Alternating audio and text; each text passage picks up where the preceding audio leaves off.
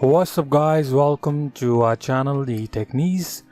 In this video we will talk about how to fix Windows 10 black and white screen problem. We will show you what exactly you have to do and what are the options you have to select to fix this problem. So stay tuned and watch the complete video.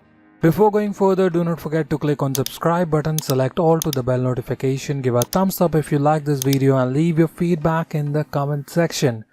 Alright, so what exactly you have to do in here, click on this Windows icon, click on the settings.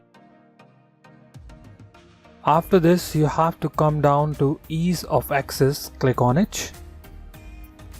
Here on the left side you'll see color filter, click on it, and this is the thing which you have to turn off.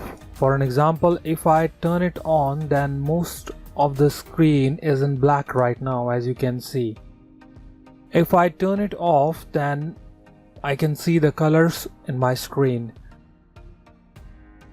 And there are few other settings as well, like you can change the settings like inverted reserve color on the display, so you can see it's turning my display into orange, gray inverted, something like that.